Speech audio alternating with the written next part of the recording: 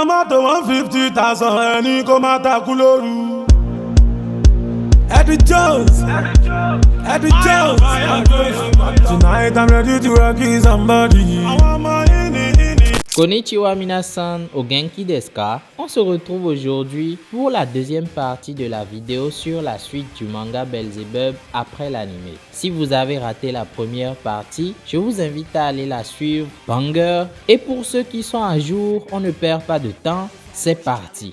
Après l'escapade de nos héros à l'Académie San Marks, Lamia débarque en hâte chez Oga et demande à Hilda ce qu'elle avait fait du paquet de mouchoirs que le démon suprême leur avait offert. Elle répond que Furuichi est parti avec, ce qui met Lamia en panique, qui dit que ce ne sont pas des mouchoirs ordinaires. On retrouve Furuichi enrhumé à l'école qui, à court de mouchoirs, sort le fameux paquet. De son côté, Lamia explique à Hilda que si on les enroule et qu'on en met un dans chaque narine, cela permettait d'invoquer un démon. Ce qui rassure Hilda qui se dit que personne de sensé ne ferait ça. Eh bien, c'est exactement ce que Furuichi fait. Alors qu'il papotait avec Oga comme à son habitude, en voulant écraser un insecte posé sur son ami, il lui fout un pain dont la force surprit le caïd. Oga se mit à le poursuivre pour le corriger quand une voix dit à Furuichi d'arrêter de fuir. D'un coup, ce dernier se mit à esquiver les coups d'Oga d'une facilité déconcertante. Puis Furuichi étala Oga d'un puissant coup de talon. Choqué par ce qui venait de se passer, il s'interpose entre un élève et une bande de racketteurs qu'il tabasse avec la même aisance. Miki qui passait par là l'attaque pour le tester, mais Furuichi l'arrête facilement et le met KO d'un coup de tête. Et à partir de ce moment, il prit la confiance. Après avoir tabassé le MK5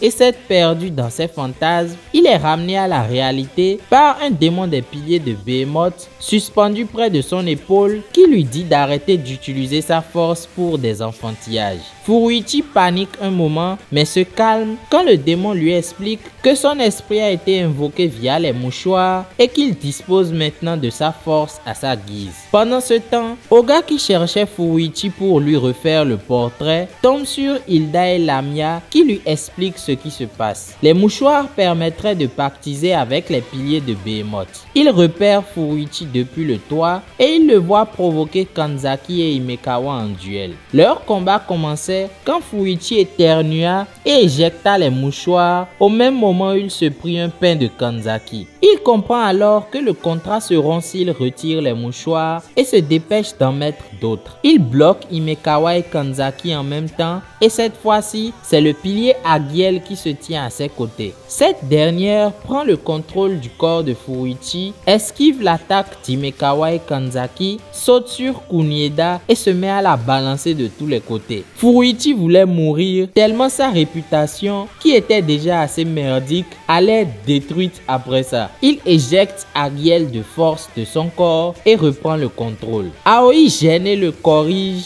mais il se relève aussitôt comme s'il n'avait rien senti et finit Himekawa et Kanzaki en une attaque. Tous ses camarades sont choqués et depuis le toit, Oga se marre comme un fou. Tojo qui observait également la scène défie Furuichi, mais Agiel le lâche, disant qu'elle a rempli sa part du contrat en gagnant le précédent combat. Furuichi en panique remet d'autres mouchoirs et tombe sur le pilier le plus faible qu'il congédie dans la seconde. Il en met d'autres et là c'est le jackpot, Jabberwock en personne. Contre toute attente, ce dernier est partant pour l'aider à casser des gueules, permettant à Furuichi d'arrêter le premier coup de Tojo à une main, mais avec laquelle il soulève Tojo qui se laissa faire pour éviter de se faire fracturer le poignet et qui enfonça ses pieds dans le plafond pour y balancer Furuichi. Après l'impact, Furuichi qui lui agrippait toujours la main, lui renvoya l'appareil et le mit KO. La légende de Furuichi était née. Peu après, il commença à se plaindre d'insectes qui l'envahissaient alors qu'on ne voyait rien autour de lui. C'est là que Lamia révèle à Oga que ses hallucinations n'étaient que les premiers effets secondaires des mouchoirs, qu'à force, il se viderait de son énergie et pourrait en mourir. Oga prend alors ses responsabilités et va ramener son pote à la raison. Il lui donne rendez-vous à la rivière et lui demande de lui rendre les mouchoirs, ce que Furuichi refuse évidemment. Après avoir déliré comme à leur habitude,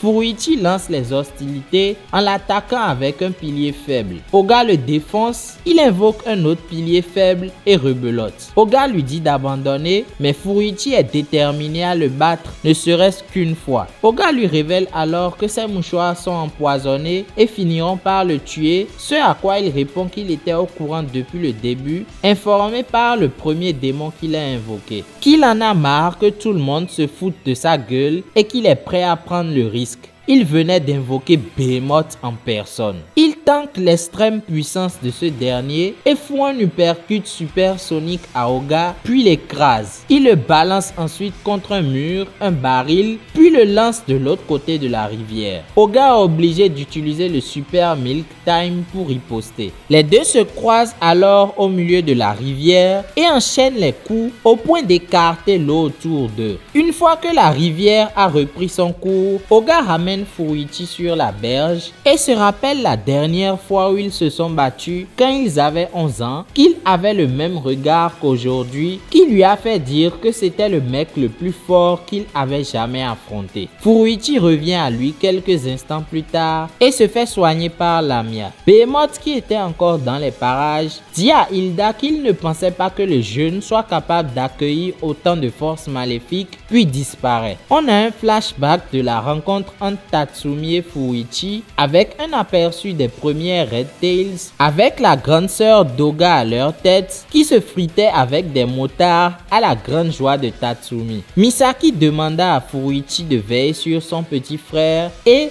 inquiet de voir son nouvel ami aller chaque jour se battre contre plus grand que lui, il défia Tatsumi en duel. En se prenant des coups, il fit avouer à Oga combien de fois il se sentait seul parce que ses camarades n'arrivaient pas à suivre son rythme et finissaient par le mépriser. Mais Furuichi, un bon bro qu'il est, accepta de rester à ses côtés malgré tout, ce qui scella leur amitié. De retour dans le présent, Oga lui redemanda les mouchoirs en lui disant qu'il n'avait pas besoin de ça pour être fort. D'un coup, ceux que Furuichi avait battus se pointèrent les uns après les autres pour prendre leur revanche. Ils protégèrent notre duo épuisé contre des loupards qui passaient par là, puis Furuichi s'excusa platement auprès d'eux, mais ils ne ratèrent pas l'occasion de l'embêter. Pour une fois, Oga prend la défense de Furuichi en leur disant que sous ses allures de pervers, c'est quelqu'un de fiable. Mais Néné des Red Tails réplique en disant qu'ils en sont tous conscients et ils s'excusent auprès de Furuichi. Sur le chemin du retour, le caïd d'un jour rend les mouchoirs et cette journée se termine dans une ambiance chill. L'arc suivant s'inscrit dans la période de Noël et commence avec l'apparition de la Hilda amnésique qui revient après qu'elle ait fait un bisou à Babybel. Mais Oga la laisse telle qu'elle pour qu'elle ne l'oblige pas à aller en enfer pour chercher un cadeau au prince. Après un tour au supermarché où il croise Kunieda, il est organisé dans leur école un tournoi pour l'élection du meilleur couple, au bout duquel le véritable Père Noël viendrait offrir le cadeau de leur choix aux gagnants. Oga se met avec Hilda, Shizuka se met avec Tojo. Après avoir rembarré Izuma, ce dernier se met avec Aoi pour empêcher les couples de ceux qui les ont recalés de gagner. Furuichi se met avec Néné après avoir flex de connaître la première chef des Red Tails. Cette dernière abasourdie de savoir que c'est la grande sœur d'Oga. Kanzaki se met avec la petite Anazawa et le tournoi commence avec comme premier jeu une course sur 3 jambes. Tout le groupe se qualifie pour la suite après que le reste des participants se soit fait électrocuter par un Belzeblast d'Oga. Le deuxième tour est une succession de duels d'activités de couple comme des bisous indirects, des mimes de mots gênants et autres, jusqu'au couple d'Oga qui affronte celui de Saotome et Kagura déguisé en étudiant. suite à une bagarre qui dérape entre Babybel et son alter ego, la vraie Hilda revient et le thème de leur match leur est donné, serrer un ballon entre eux tout en faisant exploser celui du couple adverse. Dès le départ, les deux couples s'envolent et commencent à se chamailler. Sao Tomé porte un premier coup qui envoie valser le couple d'Oga à l'autre bout de l'arène et le combat part en duel magique entre les deux femmes. Puis, grâce à une ruse d'Oga, son couple remporte la victoire. Après une déclaration de guerre d'Aoi à Hilda, l'épéiste remporte son match avec Izuma en une fraction de seconde. Pareil pour le couple Tojo Shizuka qui remporte une épreuve de mise en scène drôle à se rouler par terre. Le couple de Kanzaki bat celui de Furuichi dans un match de cuisine dont la victoire est décidée sur du pierre-feuille-ciseaux après qu'ils aient tous les deux empoisonné le jury par leur plat immonde. La première demi-finale a lieu entre les couples de Tojo et Oga dans une sorte de combat au tour par tour entre les hommes debout sur un tapis de twister dont les actions sont guidées par les femmes qui tirent des cartes Karuta. Oga se prend plusieurs coups à cause des erreurs successives d'Hilda, mais finit par gagner en arrachant le tapis sous les pieds de Tojo qui l'a propulsé avec un puissant coup. La deuxième demi-finale entre les couples de Kanzaki et Kunieda est vite réglée car on les a collé une épreuve de baston. C'est l'heure de la finale, mais Izuma se retire car sa cible Shizuka est déjà éliminée. C'est là qu'un challenger inattendu se joint à la fête, le grand Izo Aiba qui remplace Izuma aux côtés d'Aoi. Le thème du match est décidé et c'est également une baston directe avec comme condition de récupérer la moitié d'étoiles de l'équipe adverse. Aoi et Hilda ainsi que Izo et Oga se font face. C'est rapidement le bordel sur l'arène, mais Aoi étale Hilda et Izo fait de même avec Oga. Izo récupère l'étoile de l'équipe adverse, mais Babybel fait de même, ce qui relance le match. Aoi, qui pensait que l'angle mort d'Hilda était son œil gauche, toujours caché par une mèche, se fait avoir puis dégagé par Hilda qui le montre pour la première fois du manga. Il s'agit en réalité d'un œil spécial qui voit 10 fois plus vite et qu'elle garde caché pour ne pas avoir des vertiges. Mais elle décide de se battre cette fois au maximum de ses capacités et comme on pouvait s'y attendre, elle prend l'avantage sur Aoi. Oga réplique également de son côté en enchaînant Izo. Il le finit avec un coup magistral et fait gagner le match à son couple. Izo raccompagne Aoi qui est déçu qu'Oga n'ait pas compris ses sentiments malgré tous ses efforts et est maintenant consciente de sa différence de niveau avec Hilda. Pendant qu'elle remercie Izo, Ikagura se voit en elle des années plus tôt. Chacun des couples finit Noël de son côté. Dans la joie et la gêne, Nene accepte même une invitation de Furuichi. Oga et Hilda attendent que le Père Noël qui est censé être guidé par l'étoile qu'ils ont gagnée et se mettent à se disputer à nouveau sur le cadeau à offrir à Babybel. Mais ce dernier leur fait comprendre que le plus beau des cadeaux qu'ils pouvaient recevoir, c'est cette étoile qu'ils ont gagnée en se battant pour lui. Et cet arc se termina sur le proviseur de Saint-Ishiyama déguisé en Père Noël qui les regardait par la fenêtre. Dans un mini-arc à la crèche, on apprend que Babybel a 2 ans et 9 mois et Hilda seulement 16 ans. On apprend également d'un élève transféré dans une autre école qu'Ishiyama va bientôt rouvrir et qu'il y a de nouveaux boss. Quelques jours plus tard, on retrouve Oga et Furuichi qui se rendent au nouveau lycée Ishiyama et dès leur entrée, ils croisent le MK5 encastré au mur.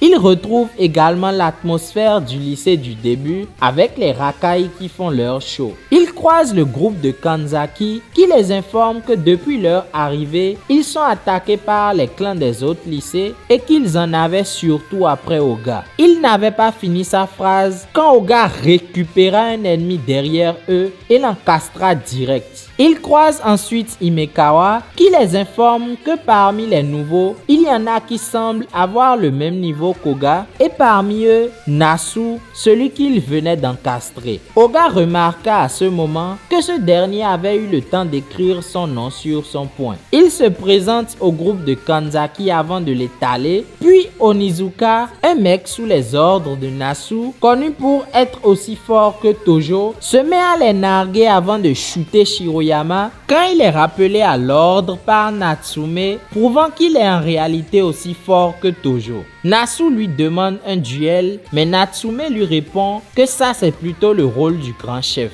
Oga apparaît derrière lui et lui demande si c'est lui qui a écrit sur sa main, ce qu'il confirme. À ce moment, la rumeur que les deux se font face circule dans l'école, ce qui fait réagir tous les nouveaux boss. Oga accepte de se battre contre Nasu et permet à son adversaire de lui donner un coup pour équilibrer les choses. Nasu ne se fait pas prier et fout un pain à Oga qui l'encastre direct dans le plafond. Le nom des nouveaux antagonistes est donné, les 6 arrivistes d'Ishiyama, Akaboshi, Ishikawa et Cigarette qui forment les 3 rois, et au-dessus, les 3 monstres, Nasu, Takamiya et le nouveau plus fort, Fuji. À ce moment, Aoi est attaqué par un groupe se faisant appeler les authentiques Red Tails, pendant que Ishikawa et Akaboshi rejoignent Nasu, voulant également se faire Oga. Ce dernier qui revient à lui dit qu'il est prêt à les prendre tous les 3. Fujitora de Wish tranche le morceau de mur qui était sur Nasu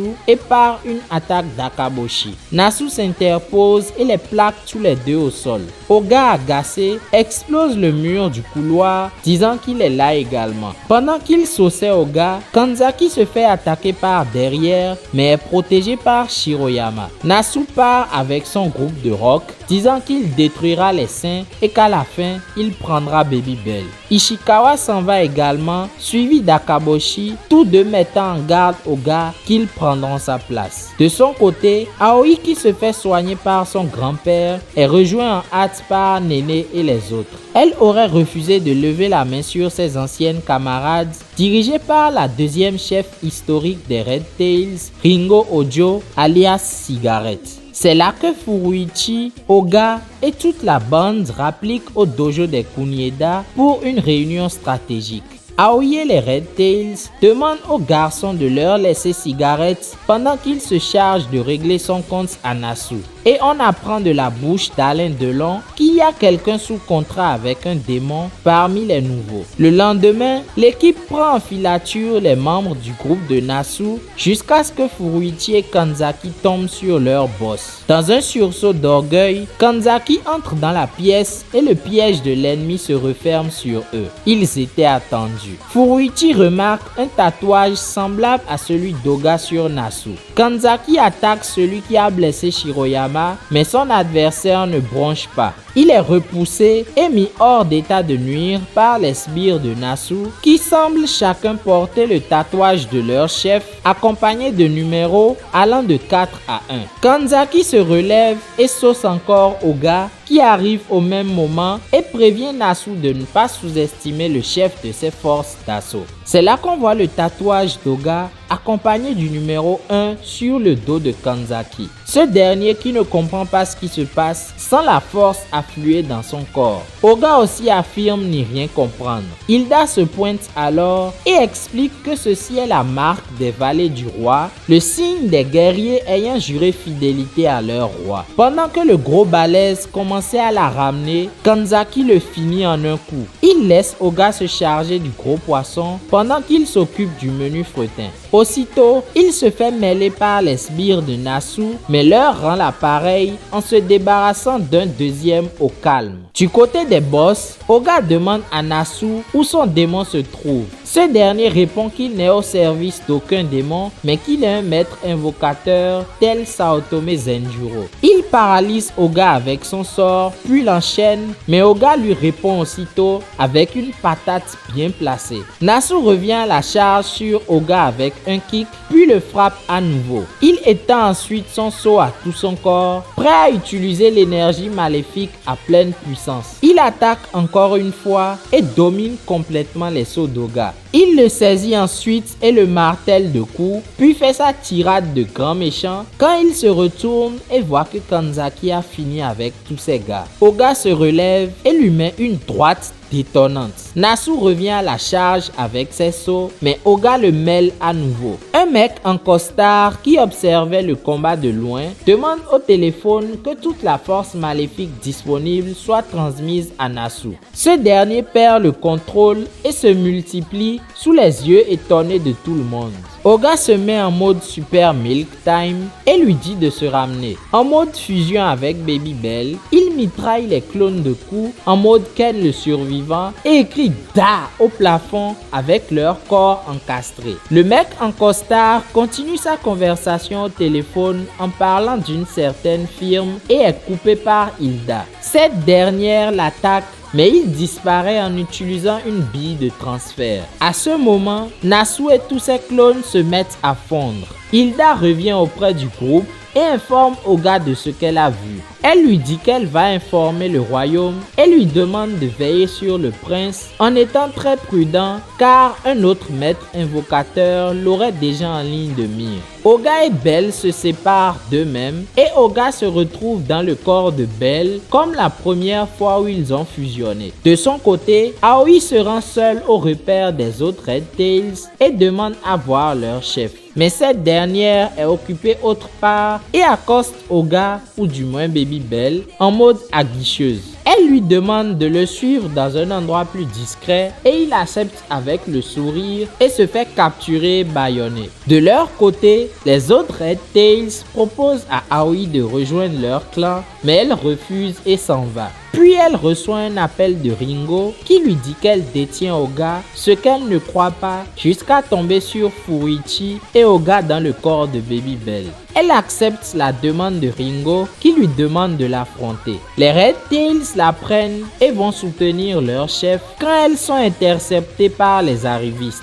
Aoi part à la rencontre de Ringo avec Oga Bell sur le dos qui la prévient que son adversaire est peut-être un maître invocateur. Elle commence un clash verbal mais Ringo gifle Aoi pour lui rappeler qui elle est née. Elle fait amener Oga torse nu et, connaissant son béguin pour lui, la menace de lui enlever son bas si elle résiste, ce qui bien sûr pétrifie Aoi. Puis Ringo frappe froidement Oga Bell et donne une arme à Aoi pour commencer les hostilités. Aoi la charge mais elle la domine avec juste un bras. Au même moment, les Neo Red Tails arrivent avec l'équipe d'Aoi dans un sale état. Elle se sert d'elle comme otage et attaque Aoi quand Oga Bell s'interpose et lui donne du courage. Kunieda reprend du poil de la bête et arbore à son tour une marque de valet du roi. Ringo la charge et se sert de la ruse pour prendre le dessus sur Aoi. Elle profite de cette distraction pour attaquer Nene, mais Aoi s'interposa et lui infligea un coup fatal digne d'un Street Fighter. Elle réconforte Nene puis reprend son titre de troisième chef des Red Tails. D'un mouvement d'épée, elle encastre les filles qui gardaient ses amis en otage. Ringo essaye encore un coup en traître en menaçant Oga, mais ce dernier retrouve enfin son corps et quitte son rôle d'otage. Ringo s'énerve, mais il lui dit qu'elle n'a pas besoin de ça pour gagner, que tout le monde peut voir qu'elle est très forte. Touchée par les mots d'Oga, elle pète les plombs et fait une entaille à travers plusieurs murs, confirmant qu'elle utilise bien une puissance démoniaque.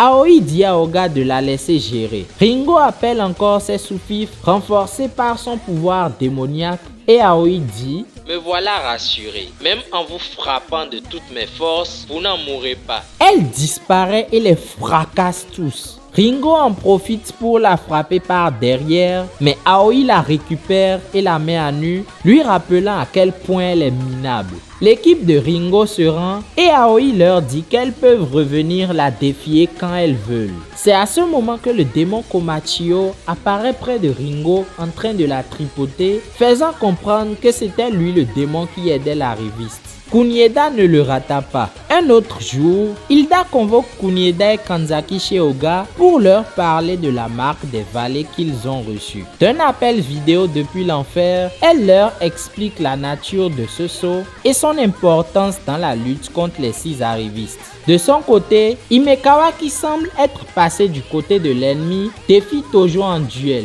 Disant qu'il s'est rallié à l'arriviste Takamiya, il fait sa fête à Tojo et, grâce à l'influence qu'il apporte à son nouvel allié, établit l'ère du régime impérial d'Ishiyama. J'ai tout fait pour éviter cela, mais je suis obligé de m'arrêter là pour aujourd'hui. Vous avez dû le constater à la longueur de la vidéo, mais l'anime a zappé énormément d'événements importants du manga. Je vous donne alors rendez-vous la semaine prochaine pour la partie finale de cette série qui devient de plus en plus palpitante au fil des tomes. Surtout ne manquez pas le rendez-vous car vous n'êtes pas prêts pour la suite. C'était Naro Baz.